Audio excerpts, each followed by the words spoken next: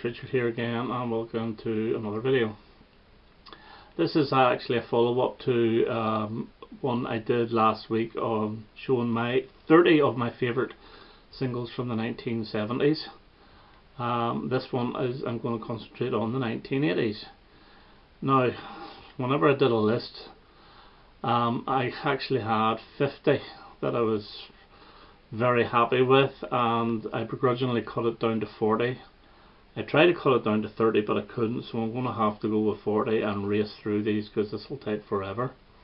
I think the reason why I've got more 80s to show than the 70s is because I've got more 80s singles. That's when I really did buy a lot of singles. But in my last video I showed my favourite single of all time at the very end. This time I'm going to show a single that I really like, but it's a bit of a surprise. I don't think many would actually think I would like it, or many would actually put it in amongst their favourites themselves. So we'll start off very quickly here with the tune you've just heard, and that is Yellow Pearl by Phil Lynott, or Phil Lynott. I call him Lynott, maybe it's Lynott, I don't know. And this was written by Phil Lynott and Midge Ure. And this was the Top of the Pops theme, a UK show in the early 80s. I really like this. I'm not too sure which one I prefer, this or the 1970s Whole Lot of Love, but they're both brilliant. Next up, The Primitives, Out of Reach, from their Lovely album. This was the follow-up to Crash, their biggest hit single. I actually prefer this, and this is a bit of a remix version of the LP track. From 1982, Bow Wow Wow, Go Wild in the Country, brilliant single. I love this, and I fell in love with, well, you can understand probably why, by the picture sleeve with Annabella Lewin. And I remember getting this after school. I actually walked down to the record shop to get this. On the same day I bought this as well, XTC, Senses Over Time, from their English Settlement album. Brilliant song. I think it's their best single, and it's probably their best album, that or what do you call it, Black Sea. 1986, The Housemartins, Happy Hour. Brilliant little song, excellent, brilliant video as well. Phil Jupitus is actually in this video. If you never noticed it, I think he's one of the drinkers in the bar, so you may, if you ever watch the video again, you'll see him. Love Will Tear Us Apart by Joy Division. I've only got 2 Joy Division singles, this and Transmission, and I think everybody loves this. And the Paul Young version of this is dreadful. So Joy Division from 1980. This was released, I think, just shortly after Ian Curtis's death. 1981, Kate Bush, Sat in Your Lap. This ended up on the Dreaming album. This is her second best single. I absolutely love this, and I love the video for it. Even though she is running around in roller skates, it's still excellent. Told you I'd go quickly on this.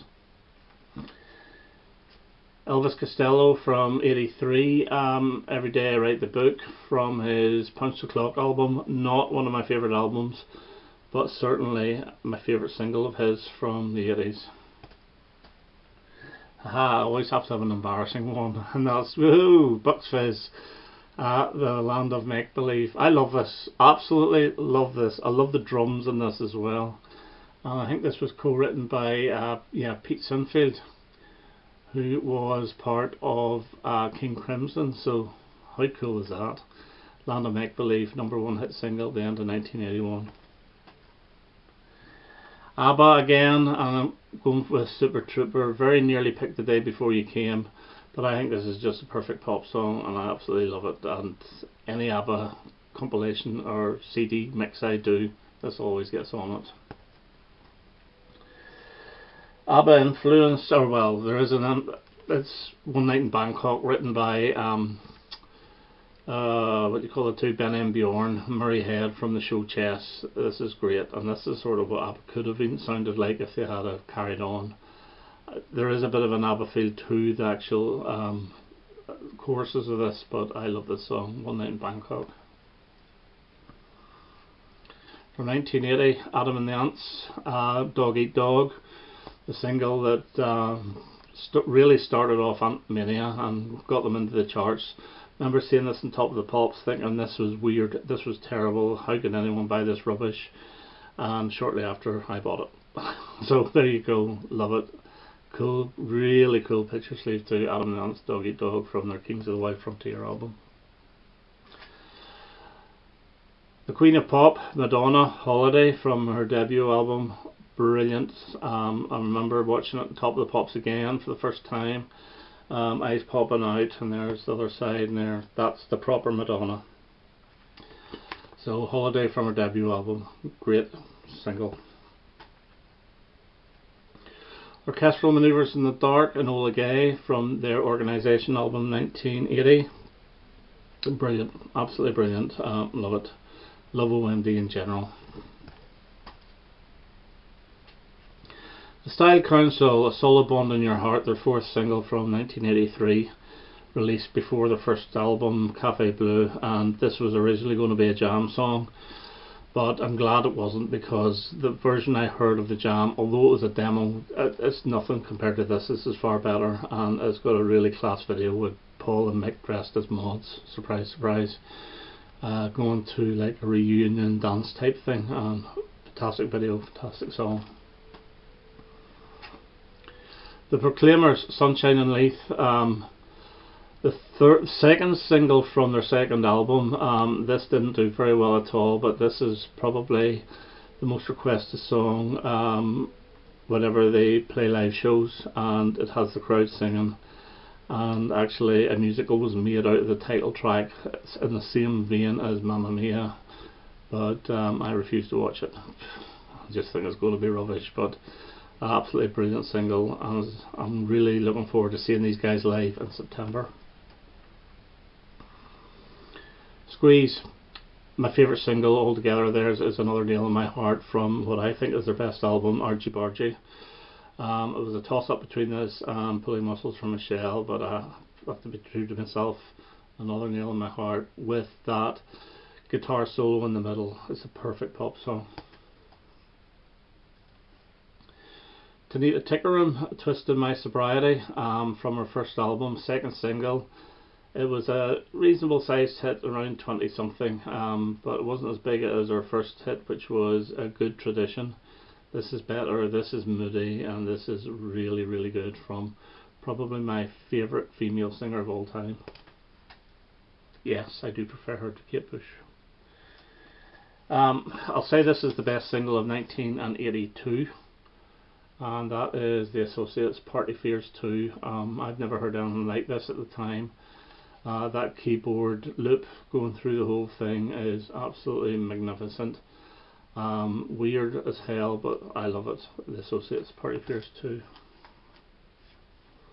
From 81, and this is Dexys Midnight Runners, and this is Show Me. Very horn stroke brass heavy, but a really, really great song. A really great band, Dexys. Let's face it, their three albums were all excellent and their singles were excellent, but this is the one that gets the nod for me, and this wasn't on any of the albums. 83, Echo and the Bunnymen, The Cutter, my first Echo and the Bunnymen single, and it's probably their best. I love it, and it brought them to the higher levels of the charts, in the top 20 anyway, and this is from their album Porcupine. The best Genesis single from the 1980s, and it wasn't really a big hit, and that's Keep It Dark from Abacab. Great single, great song. It's just a really, really good sound to this, and it's almost like the drums and the guitar is all looped together, and it's constant throughout, but it's so infectious, and that's Keep It Dark. Late 82, I think this was actually released, the single, in 83, and this is Grace Jones, My Jamaican Guy, which is probably my favourite Grace Jones single. I do like Walking in the Rain as well, but I don't have that, so I can't show it. So this is My Jamaican Guy from her Living My Life album. And a little bit of a soul, or funk soul, or whatever you call it, I don't know. And this is Kool and the Gang, yay! And this is my favourite of theirs. This is Straight Ahead, again from 83. You'll notice a lot of these are from the early 80s. which I think, you know, music after about 84 sort of started to die a death a little bit. But yeah, this here single, I remember getting this. I played this to death and I still love it. So we're getting on a bit. Like the Tins, Can't Help Falling in Love, the Elvis song from the film Some Kind of Wonderful. I think this is great. I love the vocals in this. I like the sort of Irish music. You know, the fiddly-dee stuff at the end is just a great version of it. Like the Tins, Can't Help Falling in Love. The Bee Gees, 87, their #1 hit, You Win Again. Vastly overproduced, of course, but it's part of history, that's the way it is, and it's one of their catchiest songs ever. It's from their ESP album, which I think is probably their worst album, because this is the only decent song on it. Well, there's a couple, but this is the main one. Love it, still love it, never get sick of it. From 82 we have Glittering Prize by Simple Minds. This is when Simple Minds were good, before they went all stadium rocky and they thought they were U2. This is from their best album, New Gold Dream, and the second single. The first single was great as well, Promised You a Miracle, but this is really good. Secret Affair, Lost in the Night. This is from 1982. This wasn't a hit, and this was more or less at the end of their time together. They were no longer successful, but I remember getting this. I remember buying it cheap and thinking, oh, I'll buy it anyway because it's Secret Affair, and I loved it. I thought it was their catchiest and their best ever single. But they're more known for their 70s stuff like Let Your Heart Dance, Time for Action, and My World. But this is my favourite of theirs from 82, and I'm not even too sure what album it's on. Business as Usual. My goodness, Business as Usual. So it's got the same title as the Men at Work album. A little bit of soul, smooth soul, and this is the Pointer Sisters, Slow Hand. This is just, I think the only word to describe this song is delicious. It's a beautiful song, love it. I just, again, I never ever get fed up with this. Pointer Sisters, I think it's from 81 or so. Well, great. And this is before they went all jump and was all automatic, and what's the other one called? I Need You was actually quite good, but this was the best. I'm so excited. That's the one. 83, Moonlight Shadow. I'm a sucker for a catchy tune, and it's well played, it's well sung, and it is extremely catchy, and I love Mike Oldfield, and I just love this song. There was another song on the album called For an Affair, which should have been the second single. Instead they went for the rockier Shadow on the Wall, but this is great. One you won't have heard of, I'll be very surprised if you are. It's by Perfect Crime, and the song's called Brave. This is actually a local single from a local band. They only ever released two, this and a song called I Feel Like an Eskimo. This actually did get a couple of national TV appearances, not on the trendiest of shows. I think this one got played on, is it Tiswas or Saturday Superstore or something like that, and the other one got played on Razzmatazz, which is even more embarrassing. But this is great, and unfortunately in the past year or so the lead singer Gregory Gray passed away, and he had a really good solo album in the 80s called Think of Swans. Of course, David Bowie, and I could have picked this and many others, but I decided to go for this Ashes to Ashes. Iconic video, fantastic song from Scary Monsters in 1980, got to #1, don't need to say any more about it. Eighth Day by Hazel O'Connor from the brilliant Breaking Glass soundtrack from 1980. Yeah, I love it. Most people would go for the Will You with the saxophone solo. I think this is better. This is a far better song. Yeah, I remember this in the charts. It was great. Love it. Still love it. Talking Heads, Road to Nowhere from 1985, I believe, from their Little Creatures album. Best song on that album. This is a great driving song as well, and also this had a fantastic video. Again, brilliant song. We're flying through this rightly, and not very many left. I'm putting this in because I loved it at the time, still love it. This is Thunder in the Mountains by Toyah. Again, it's her best single. Yeah, I can't stop singing this when it comes on, and you try and do the very high pitched voice in this. I don't even think she can do it very well herself, but yeah, love it. 1981, I think this was. Yeah, 1981. This was one of those standalone singles. Okay, from '89, this is probably the latest. She drives me crazy. Fine Young Cannibals, awesome song, awesome group. Love this. I love the set. All the two. They've only ever had 2 albums. They formed. I can't remember the 2 guys' names, but they used to be in the Beat. I do have a couple of Beat albums, but I do prefer the Fine Young Cannibals, and this one is great. This is riddled with 80s sound, but it still works so well, and whenever I play this in the car, it has to get played again. You know, I just can't listen to this once, it gets played again. Love it. I do really like a really catchy song, and Mental as Anything, Live It Up. Another one where you can't help but sing when it comes along. I believe this was from the Crocodile Dundee soundtrack. Yeah, great catchy song. I think it was 1986. That's all I have of them, and that's really all I want, but love it. I've mentioned this song before, and it's the Stones' best single of the 80s, and it's Undercover the Night. Brilliant song, brilliant video, brilliant album. Yeah, actually the drums and the bass part on this are just awesome, and I have picked the wrong one. This is Start Me Up. There we go. Sorry, I'm showing the wrong one. I'm not going to edit it. So pretend this is Undercover of the Night. It's not, it's Start Me Up, but anyway, it's a good song too.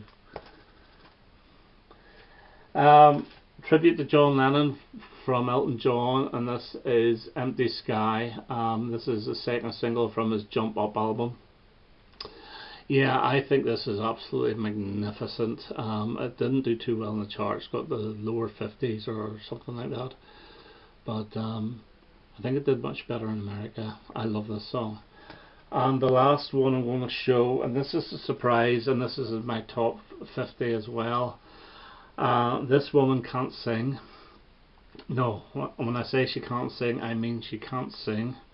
But this has got such a groove, it's so infectious, and I absolutely love it. And this is Yoko Ono's Walking on Thin Ice, another tribute to John Lennon. And I think this is amazing, it really is. And unfortunately, this is the song they were working on the day I believe that John Lennon was killed. So it's not the reason why I pick it. The reason why I pick it is because it's such a good groove. It's brilliant. Love it. Okay, one of my favourite singles. I'm actually going to show this. I'm going to break the rules, and it's not a 7-inch, it's a 12-inch. I have to show it because I think it's probably one of the best singles of the 80s, and that is New Order, Blue Monday. It wasn't released on, hold on, I'm too close to the camera. It wasn't released on 7-inch single. Well, not this version. The remix from '88 might have been, probably was, but this wasn't, and this is the only way you could get it. So if it had been, it would have been shown, but I'm going to show it anyway. I'm going to cheat. So there we go. Mistakes and all, watched and all. Those are 50 of my favourite singles. Not necessarily my 50 favourite, but 50 of my favourite singles. And I've made another mistake. It's actually 40. So those are my 40 of my favourite singles from the 1980s. Hope you enjoyed that, and I'm not going to do any editing. Okay, that's me for now. All the best. Goodbye.